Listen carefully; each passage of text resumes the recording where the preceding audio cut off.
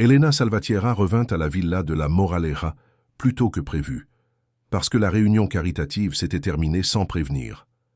La nuit semblait trop élégante, avec les jardins illuminés, la fontaine en marche et les employés préparant le dîner promis par Javier.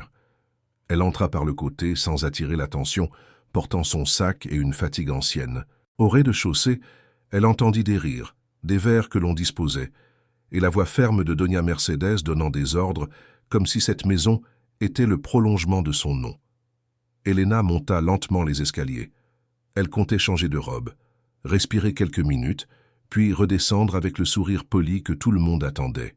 En arrivant dans le couloir, elle remarqua que la porte de la chambre principale était entr'ouverte. Il y avait de la lumière, un parfum différent dans l'air et une valise beige ouverte près de l'armoire. Elle poussa la porte sans se presser, et le monde qu'elle connaissait sembla s'arrêter.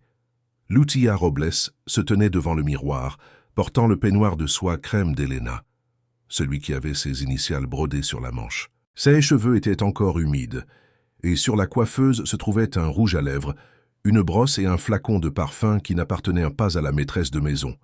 Dans l'armoire, 3 robes de Lucia étaient suspendues parmi les vêtements d'Elena, comme si quelqu'un avait réservé de l'espace pour un remplacement silencieux. Javier sortit de la salle de bain en ajustant sa chemise. Pendant un instant, son visage montra de la surprise, mais pas de regret. Sa première phrase vint à voix basse. « Tu es rentré trop tôt. » Elena entendit ces mots comme une confirmation. Il ne demanda pas si elle allait bien. Il ne tenta pas d'expliquer. Il ne prononça pas son nom avec honte. Il regretta seulement que le plan ait été découvert avant le moment prévu.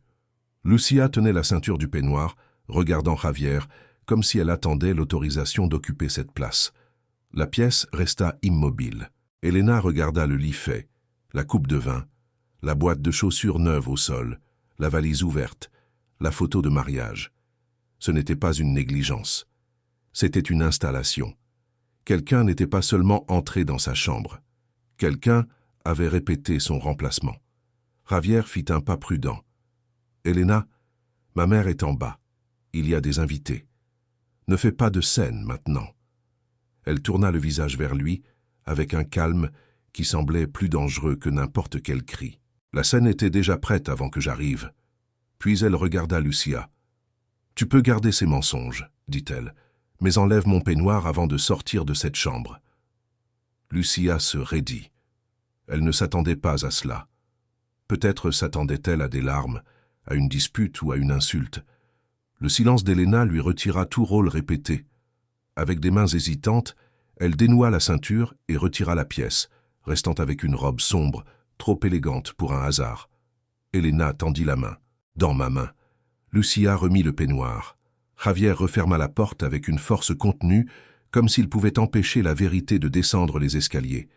Elena plia soigneusement la soie, ouvrit le tiroir de la commode et en retira ses documents personnels, son passeport et la boîte en bois contenant les lettres de son père, Rafael Salvatierra. Elle prit une valise grise dans le dressing et y plaça le tout. Javier tenta de lui barrer le passage. « Nous parlerons demain. » Cette maison n'a pas besoin de devenir une affaire de famille. Elena baissa les yeux vers les doigts de Javier sur son chemin et dit seulement « Écarte-toi ». Il obéit, non par respect, mais parce qu'elle avait parlé comme quelqu'un qui ne demandait déjà plus la permission. Quand Elena apparut en haut de l'escalier, le murmure du dîner commença à mourir.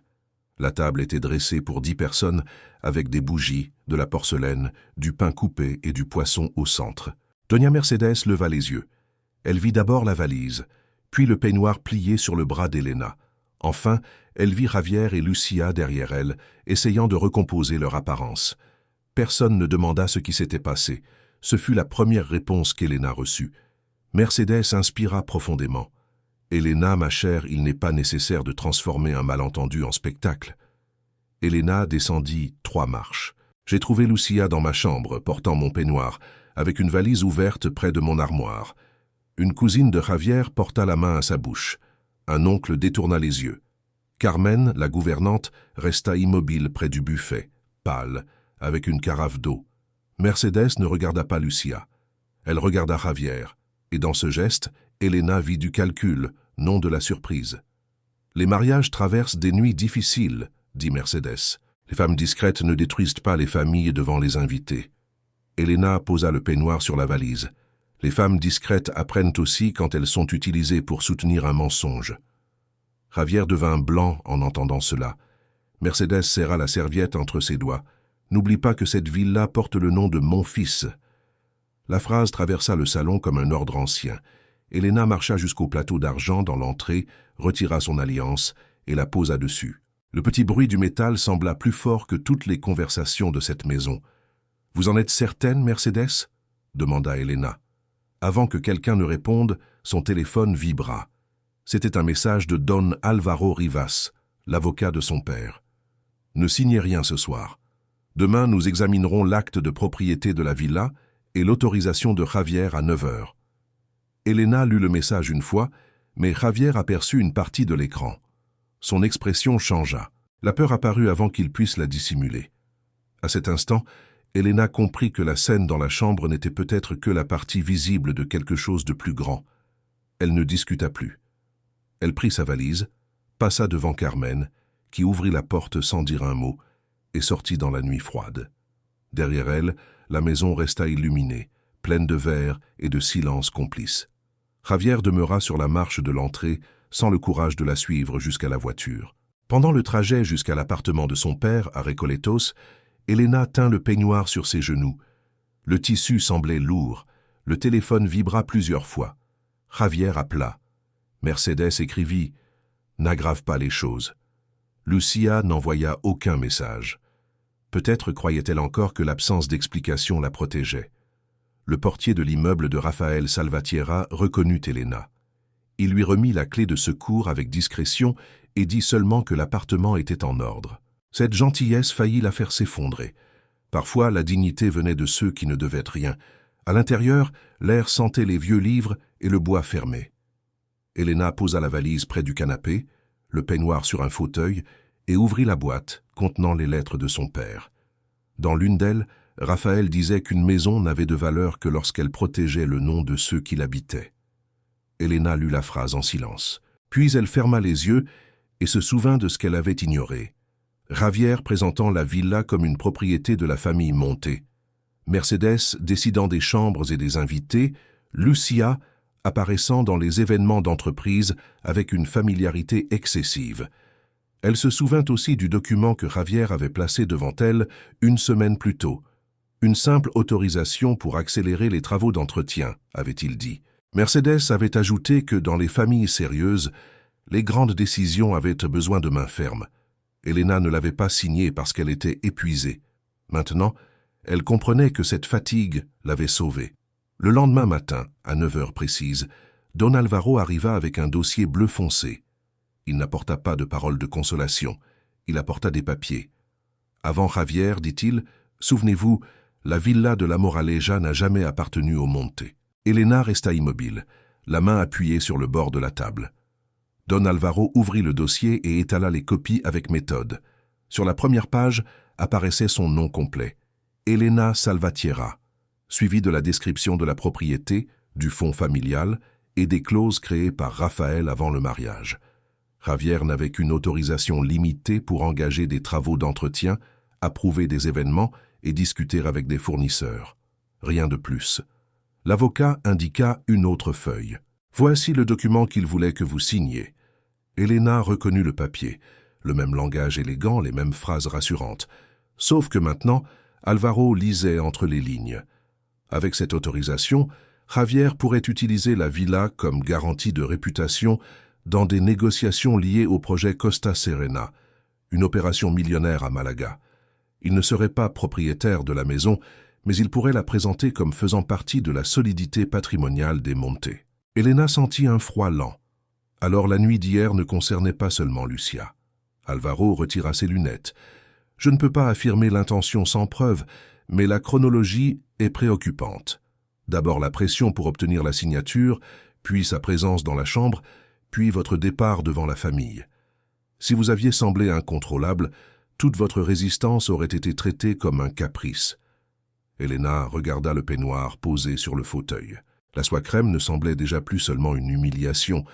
Elle ressemblait à une pièce placée sur un échiquier. À la villa, ce même matin, Lucia tenta d'ouvrir la chambre principale avec une carte magnétique. La lumière rouge clignota 2 fois. La porte ne s'ouvrit pas. Elle passa de nouveau la carte avec plus de force, comme si la maison pouvait obéir par insistance. Rien ne se passa. Carmen apparut dans le couloir, portant des serviettes blanches. « Ouvrez-moi » ordonna Lucia. Carmen garda sa posture. « Je ne peux pas, mademoiselle. La chambre principale ne s'ouvre que sur ordre de Madame Elena. » Lucia tourna le visage, offensée par le traitement. Elle descendit au salon à pas rapides et trouva Javier près de la table du petit déjeuner sans toucher à sa tasse. Mercedes était assise, impeccable, lisant des messages sur son téléphone. « Tu avais dit que ce serait réglé, » dit Lucia. Javier se frotta le front. « Pas maintenant. » Mercedes posa son téléphone. « Les scandales ne servent que lorsqu'on peut en contrôler la fin. » La phrase resta suspendue dans l'air. Javier leva immédiatement les yeux. Lucia aussi.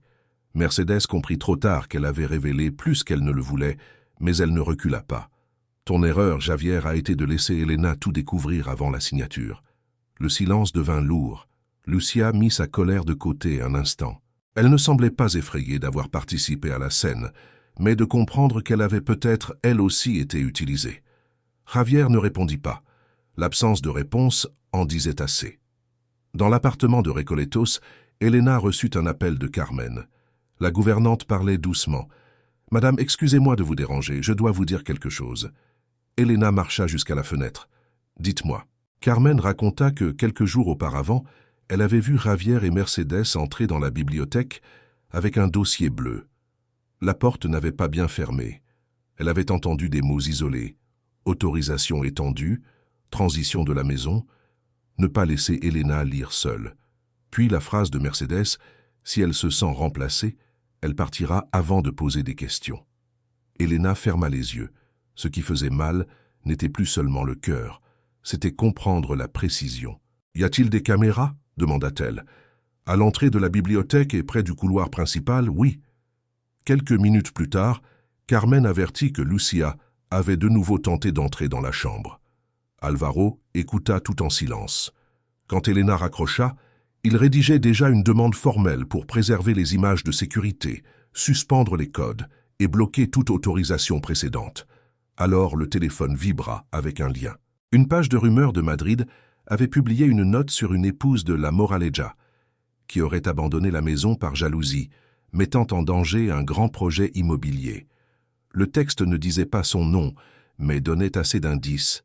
Entrepreneur, Malaga, famille traditionnelle, résidence élégante. Elena lut une fois, puis encore une autre. « Ils veulent que je paraisse instable. » Alvaro acquiesça. « Ils veulent contrôler l'histoire avant que vous ne contrôliez les documents. » Elle retourna le téléphone face contre la table.